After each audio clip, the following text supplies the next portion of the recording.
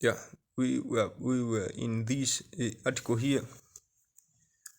Excuse the lack of some inconvenience. I can say we're still going on. It says Roman symbolism in USA. Said the architecture of the American founding also showed a predilection of the Roman aesthetic sense. It is not too much of a stretch to assert that the buildings and monuments lining the National Mall in Washington, D.C., with their stately classical architecture, might resemble a Roman colony. So the some perfect examples are listed below. So we are going to see the similarities in architecture. See, it says perhaps the most obvious example of this lies in the Supreme Court building. Cass Gilbert's design draws its inspiration from Roman temples. The staircase, raised podium, and the columns would not be out of place in the Roman Republic. Similarly, the white marble on the Supreme Court and throughout Washington, D.C., was consciously selected to mimic the architecture splendor of ancient Rome. The Capitol, White House, Thomas Jefferson's memorial were loosely based on Roman architecture. The same logic works not only in architecture but also in arts and symbols of the time of young American Republic. See, the founders' sculpture and painting were also inspired by Roman precedents. It is not unusual to see them adorned in a toga. The Roman eagle was transformed into the Great Seal of the United States of America. You see, America resembles everything that was in ancient Rome. So the way of life of the ancient Rome is being brought back by America. See, let us continue. It says the US capital is identified even with Rome's geography. In Washington, D.C., Capitol Hill, formerly called Jenkins Hills, alludes to one of the 7 hills of Rome. Almost all political and law terminology was also copied from the Latin roots. See, at the end, another aspect should be mentioned, the law. So after the fall of Rome, the US became the first state to be fully led by laws.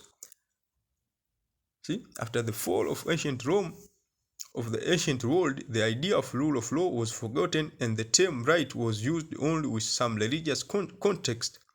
So the United States became the first modern state to be fully governed by elected authorities. So the idea of a civilized society where no one is higher than law, where all interpersonal relations can be regulated by law, where the state was not affiliated with certain people, but rather with a system together with the above mentioned.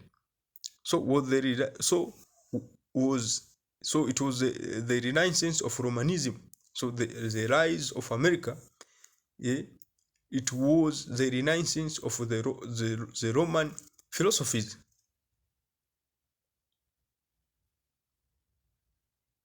See, the idea of the land of civilization that was dominant in Rome transformed through the civilization waves of Tony B into the idea of land of freedom that Americans use about their country.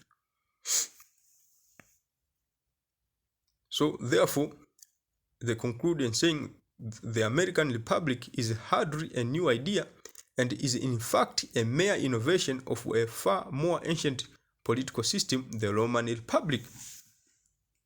See?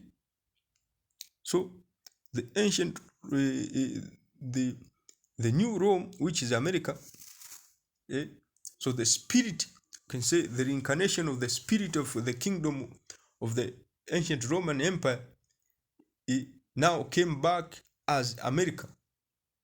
That is the reincarnation of the kingdom, the incarnation of the spirits of the kingdom.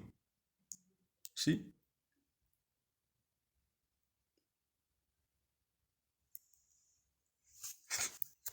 That is America, the new Rome. Let us go back to the book of Revelation 13, from verse 11 to verse 14. Revelation 13, verse 11 to verse 14. It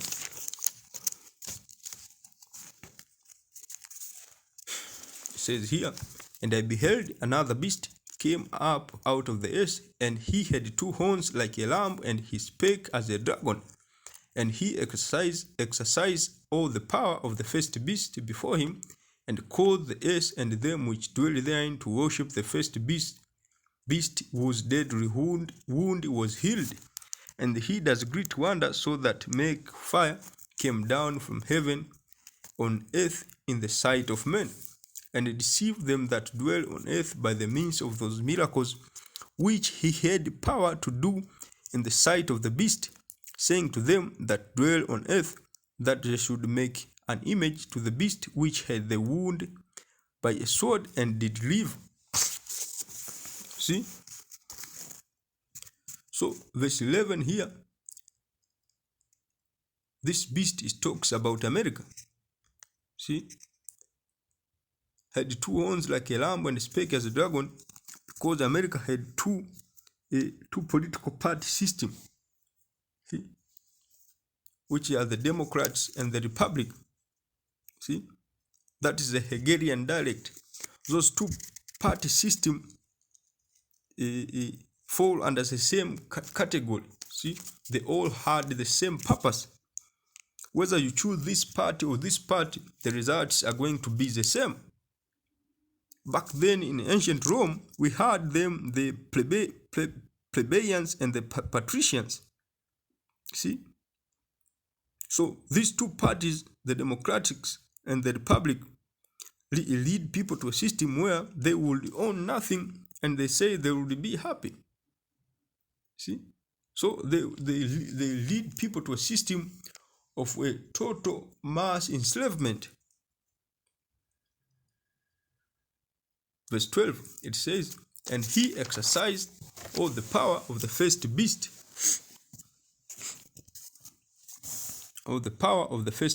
before him, and caused the earth and them which dwell therein to worship the first beast, whose deadly wound was healed." See, when we go back to this verse 11, it says, "And two horns like a lamb, and he spake as a dragon." See, see. So when he says he spake as a dragon, it is through the harsh laws that are being imposed. See, through the harsh laws that are being imposed. Verse 12. So exercising the power of the first beast before him, that means America resembles the ancient Roman Empire, resemble everything of the ancient Roman Empire. See? So the first beast whose deadly wound was healed, it represents the ancient Rome, that is the fail, that is it collapsed for 1,000 years and then came back in the Renaissance period. See?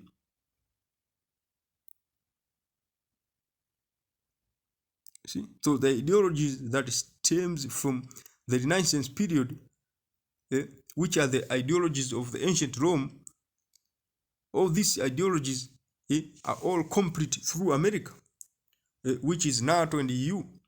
All these ideologies are being brought back through America, which is NATO and EU and the European Union. See? Verse 13, and say, "And he does great wonders, so that he make fire came down from heaven on the earth in the sight of men." Verse 14, it says, "And deceive them that dwell on earth by the means of those miracles which he had power to do in the sight of the beast, saying to them that dwell on earth that they should make an image to the beast which had the wound by a sword and did live." See? So when we go back in ancient Rome, people had to bow down to the Roman gods, idols, and emperors. See? So it says, by the means of those miracles, see, it talks about the things that are done through technology and science. See, They think that what the Americans are able to do with their military might. See, the bombings of Hiroshima and Nagasaki, causing of the conflict or civil wars, you can say, political instabilities in the Middle East, in West and Central Africa. See, so this beast power, this beast is power. This beast is power comes. It comes through deception. See, that is, this beast is deceiving everybody. Everything that we see nowadays in America stems back from the ancient Rome. There is a high rate of homosexuality there in America. It was, when you go back to ancient Rome, it is the same. There were homosexuals there in ancient Rome. See? There were homosexuals there in ancient Rome. The LGBTQ culture. See? So, America is the likeness of the ancient Rome. So the ancient Rome is the figure, we can say, is the figure of America. See? So if one wants to witness the manifestation or the representation of the ancient Rome, it is through America. It is through America that you see everything that was in ancient Rome, you see nowadays in America. See, let us finish with this article here. It says, drawing the parallels between ancient Rome and the United States today. We're going to look at this, you can say a paragraph here. It was like a conversation. It says, the founding fathers of America, George Washington to be included, looked back at Rome and adopted many of the principles of the Roman Republic. See? A senate, a separation of powers, and a system of checks and balances. So when we want to see the manifestation of the ancient Roman Empire, you have to see it. We have to see it through America. See, when one wants to know what was the way of life of the ancient Romans, one have to see through the way America, through the way the people of America lives. See? So, I hope this video was edifying to you all, brothers. I'm going to end up by giving all praise, all honor, and glory to Yahweh, Bahasham, Yahweh Bahasham, Rakaha Kodash, Shalom. See you in the next video.